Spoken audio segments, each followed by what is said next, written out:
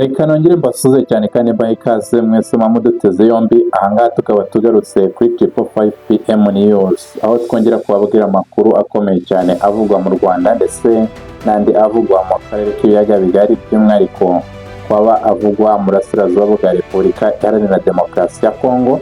Uyu munsi rero amakuru aturuka hano mu burasirazuba bwa Kongo akaba avuga ko ubu ngubu none no ko M23 yamaze gushinga banki yayo nshya ya Codeco. Ubu ngubu rero abaturage bakaba batangiye guhabwa inguzanyo zibafasha kwikemurira ibibazo, by'umwihariko kuri bamwe bari bafite amafaranga muri banki za leta amaze kuba yafungiranwa. Kuri ubu ngubu bafite ibyishimo bikomeye cyane. Gusa mbere gato yuko tuyarambura, nkagira ngo manze mbabwire ko mu Rwanda hari kubera inama ya Africa CEO Forum. Iyi ikaba ari inama ihuza abayobozi b'ibigo bikomeye cyane, abafata ibyemezo muri za guverinoma ndetse n'abashoramari n'abandi bafatanyabikorwa batandukanye cyane baba baturutse hirya no hino ku mugabane wa Afurika by'umwihariko, ariko nanone hakaba haba harimo n'abandi baturutse mu bindi bihugu byo ku yindi migabane. Iyi nama rero ya Africa CEO Forum ikaba iri kubera mu Rwanda kuva kuri uyu wa kane ku itariki 14 kugeza ejo kuwa 15 Gicurasi umwaka w'2026. Ikaba rero yitezweho gutanga umusanzu mu gushimangira ubufatanye hagati y'inzego za leta n'abikorera, guteza imbere ishoramari ndetse no kurebera hamwe uburyo Afurika yakomeza kwihaza mu bukungu bwayo. Kugeza rero mu ijoro ryakeye hakaba hari hamaze kugera abakuru b'ibihugu bagera kuri 6 hano mu Rwanda, aho baje kwitabira iyi nama. Bakaba barimo Bola Ahmed Tinubu, uyu ni perezida wa leta yunze ubumwe ya Nigeria, hakaba Ode Gazwani, perezida wa Mauritania, Fure Esosima Nyasimbwe akaba ari perezida w'inama y'abaminisitiri ya Togo cyangwa se perezida wa Togo, akaba Brice Clotaire Oligui Nguema, perezida wa Gabon, Daniel Chapo, perezida wa Mozambique, ndetse na Mamadi Doumbouya, perezida wa Guinea. Hakaba nanone hari na Robert Bege Mambe, minisitiri w'intebe w'igihugu cya Cote d'Ivoire. Nanone hari n'umunyamabanga mukuru wa OIF, uyu akaba ari umuryango w'ibihugu bivuga ururimi rw'igifaransa ku isi, uhagarariwe na Louise Mushikiwabo. Uyu we muramuzi ni umunyarwandakazi. Aba rero akaba aribo bari bamaze kugera muri iyi nama, tuza kuba tunakurikirana tureba ibyayivugiwemo ndetse n'udushya tuba twayiranzwemo, tukareba by'umwihariko n'umusaruro igihugu cy'u Rwanda cyangwa se imyanzuro yafatiwemo ifitiye agaciro cyangwa se ifitiye akamaro abanyarwanda n'abanyafurika muri rusange. Bidatinze rero reka twisubirire i Goma, ariko mbasaba gukanda subscribe rwose. Ni uruhare runini ndetse n'umusanzu ukomeye cyane wamuduhaye, mugafasha bagenzi banyu kugira ngo amakuru yacu azajya bageraho ku gihe, ndetse namwe mwakanze subscribe muzajye muhita muyabona tukiyashyiraho. Bidatinze rero ku makuru avuga ko AFC M23 yatangiye guha abaturage inguzanyo, icyo bisobanuye ku ntambara irimo irwanwa muri Repubulika Iharanira Demokarasi ya Kongo, cyangwa se icyo bisobanuye kuri M23 n'uruhande bahanganye rw'abashyigikiye leta y'iki gihugu cyabo. Amakuru aravuga ko banki ya Codeco yafunguwe na AFC M23 nyuma y'uko leta y'iki gihugu cyabo cya Kongo yari imaze igihe kinini cyane yarafunze amabanki aherereye mu bice byose M23 amaze kuba yakigarurira.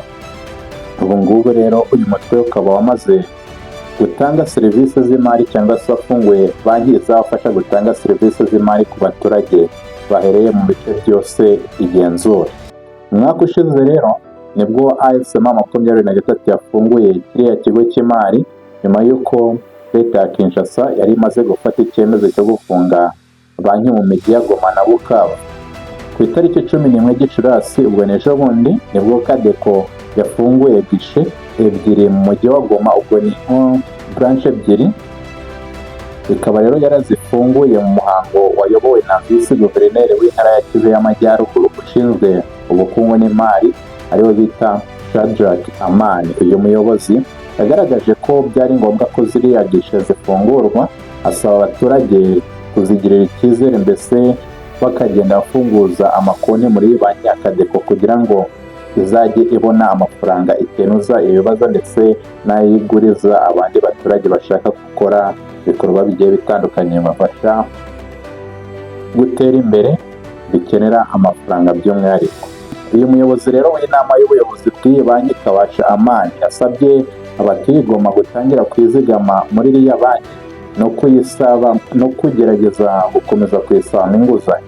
Yagize ati abaturage bashobora kutugirira icyizere kuko iyi ni banki y'abaturage, rero turabasaba kuza kwizigama. Iyi ni banki y'abaturage, yemwe n'ufite amadolari 10 cyangwa 20 yaza kwizigama. Turasaba abaturage bakora ubucuruzi buciriritse, abamama bacuruza inyanya n'ibindi bintu byoroheje kuza gufungura konti zabo, kubera ko nk'uko twabivuze banki igamije kwizigama ariko nanone no gufasha abandi kubona inguzanyo. Yagize ati banki yatangiye gutanga inguzanyo, abamama bakora ibintu byoroheje baze ku bwinshi bafate amafaranga yabo mbere hariya, mbega bagende babaha amafaranga babagurize. Bakaba rero akaba yatangiye kubashishikariza kugira ngo baze kubyaza umusaruro serivisi zitangwa n'Ikadeko mu buryo bwo kugira ngo babone inguzanyo nto ibafasha mu kwiteza imbere ndetse n'ibindi bikorwa bigiye bitandukanye bizafasha by'umwihariko abatuye mu bice bigenzurwa na AFCM 23 gukomeza gutera imbere. Umuyobozi mukuru w'iriya banki Javani Dusabe Sangano yavuze ko mu zindi serivisi iriya banki izajya itanga harimo kwakira imisoro n'amahoro, kohererezanya amafaranga ndetse no kuvunja amafaranga y'amanyamahanga ukubona amadolari ndetse n'andi atandukanye akoreshwa muri Repubulika Iharanira Demokarasi ya Kongo. Uyu muyobozi rero akaba yavuze ko umuntu ufite ingwate nk'inzu cyangwa se ikibanza yemerewe kuzajya agana iriya banki ikamuha inguzanyo, mu gihe abadafite ingwate bo mbega ubwo ni abantu bari muri cya cyiciro cy'abakene cyangwa se bafite ubushobozi buke, bazajya basabwa kujya bishyira hamwe bagakora itsinda kugira ngo babone inguzanyo. Ubwo ni uburyo bwo bakangurira gukora amakoperative ndetse n'uburyo bwo gukorera hamwe. Biteganyijwe rero ko mu minsi ya vuba amashami mashya y'iriya banki azafungurwa muri santere za Rucuru, Masisi ndetse na santere ya Minova. Ariko nanone umuntu akaba yakibaza icyo ibi bisobanuye by'umwihariko ku rwego rwa politike rwa AFCM 23 irimo kurwana. Ibi ngibi mbega kuba umutwe wa gisirikare wa AFCM 23 utangiye kugenda ufungura amabanki no gutanga inguzanyo, akaba ari ikintu gifite ubusobanuro bukomeye cyane by'umwihariko muri politike bitandukanye cyane n'uko ushobora kubyumva ko ari ubucuruzi bisanzwe. Bisosenguye neza rero ushobora gusangamo mbere na mbere kuba bari kwerekana ko bashaka kuba nk'ubutegetsi bwigenga cyangwa se bashaka gukora igihugu kigenga bo ubwabo. Bisobanura ko badashaka kuguma kuba umutwe w'inyeshyamba gusa, ahubwo bashaka kugenzura ubukungu bw'uduce bagenzura, bakaba bashaka no gutanga serivisi abaturage bakeneye zirimo by'umwihariko iz'imari zabafasha gukomeza kwiteza imbere. Nanone kandi birerekana ko nk'ubuyobozi busanzwe mbese bw'abaturage mu magambo yoroshye bakaba bashaka kugaragaza ko bashobora gusimbura leta ya Repubulika Iharanira Demokarasi ya Kongo. Ibice byose bamaze kuba bagenzura, dore ko nta n'ububasha ikihafite. Ubona ko amabanki yarafunzwe, abayobozi bose bari barashyizweho na leta bamaze gukurwaho. Kuri ubu ngubu rero hakaba hashize igihe kinini ubona ko abaturage bayobowe na AFCM 23. Nanone kandi hakaba ari nk'uburyo bwo kugira ngo bakomeze gushyigikira abaturage batuye mu bice bagenzura. Ngaha rero abaturage iyo babonye bashobora nko gushora amafaranga mu buryo bwizewe, bashobora kubona inguzanyo, mbega ari ibikorwa by'ubukungu bashobora kuba bashoramo kandi bifite umutekano, bituma abaturage batangira kwizera neza ko bayobowe neza. Ibi bishobora no kuzafasha iyi AFCM 23 by'umwihariko kugira ngo abaturage bayiyumvemo, mbega ubone ko hari icyo irusha abo yasimbuye, bizatuma mu gihe baba bashaka kwemeza igihugu cyabo bashyigikirwa cyane n'abaturage batuye mu bice bagenzura.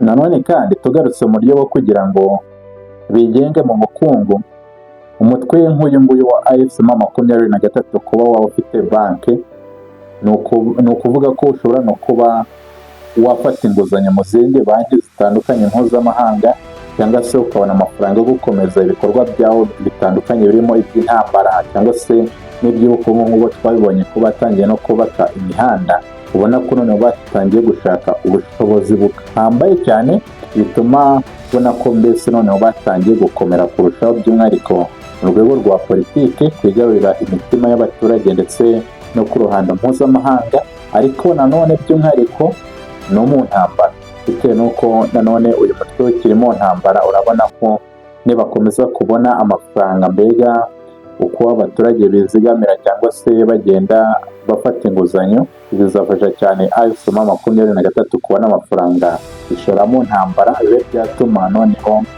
irushaho kurwana cyangwa se gutsinda uruhande bahanganyemo rwa leta ya Repubulika Iharanira Demokarasi ya Kongo. Ibi nanone bikaba ari ubutumwa bukomeye cyane ku mahanga cyangwa se ku bindi bihugu by'ibihangaje ndetse n'ibindi bihugu bitandukanye, mbega nko kugaragaza ko M23 nayo ifite ubushobozi. Rero kuba M23 yafunguye banki mu matware yayo ubwo mu bice byose igenzura, bikaba bigaragariza amahanga ko AFC M23 atari umutwe woroshye cyangwa se uciriritse kuba wasenywa, kuko aba ari umutwe ukora byinshi bitandukanye, by'umwihariko biba binashyigikiwe cyane n'abaturage, ndetse bikaba binagaragariza amahanga ko AFC M23 bafite gahunda nini cyane igihe kirekire yo kuguma mu bice bafashe, ubona ko mbese nta gahunda yo kubirekura cyane, ko batangiye kugaragaza ko noneho bateganya gutegeka cyangwa se bateganya kuyobora, bitari ukurwana gusa nk'uko bisanzwe bikorwa n'imitwe igiye itandukanye mu bindi bihugu. None kandi ibi bintu bifite ingaruka zikomeye cyane, bikaba bifite n'impungenge biteje, by'umwihariko ku bakurikiranira hafi Repubulika Iharanira Demokarasi ya Kongo.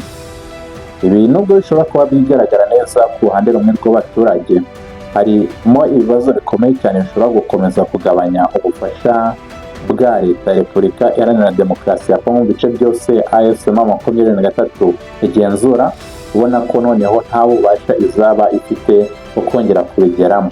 Hakaba hari impungenge nanone y'uko bishobora gutuma intambara iramba ikaba igihe kirekire, bitewe n'uko iri huriro rya AFC M23 noneho bamaze kubona ubushobozi buhambaye cyane, mbega uburyo bw'amafaranga batazongera gushirirwa n'ibikoresho cyangwa se ngo bagire ibibazo by'amafaranga byatuma baba bahagarika imirwano mu buryo bworoshye. Nanone kandi bishobora gutuma habaho leta ebyiri zibangikanye mu gihugu kimwe, bitewe n'uko nanone ntabwo AFC M23 yatangiye gukora ibigo, mbese ibikorwa bitandukanye by'iterambere, ikaba yageze ku buryo bwo gufungura amabanki. Ntabwo wavuga ko itari leta irimo irakora nka leta, ahubwo bikaba ari impungenge ku kuba zaba ari leta ebyiri ziri gukorera mu gihugu kimwe. Ibi bishobora no kuzageza kuri ya makuru bagiye bavuga cyane, akunze kugarukaho na Joseph Kabila Kabange, avuga ko ari sudanization, ndetse nk'uburyo bwo kugaragaza ko Repubulika Iharanira Demokarasi ya Kongo ishobora kuba yavamo ibihugu bibiri, mbega amatware yagenzurwa na AFC M23 akaba yavamo igihugu cyigenga, ndetse n'ibindi bice bisigaye bikaguma ku ruhande rwa leta ya Repubulika Iharanira Demokarasi ya Kongo isanzwe. Abashimiye cyane mwese twari kumwe, dushishikariza gukomeza kudushyigikira mukanda subscribe, turaje dukurikirana aya makuru, ndetse by'umwihariko mu kiganiro gitaha turi buze kugaruka ku ya makuru avuga ku nama ya Africa CEO Summit iri kubera i Kigali mu Rwanda, aho tureba ibyavugiwemo ndetse tukareba n'ingingo z'ingenzi n'icyo iyi nama yabimariye Abanyarwanda n'Abanyafurika muri rusange. Ndabashimiye cyane, mukomeze kugira ibihe byiza.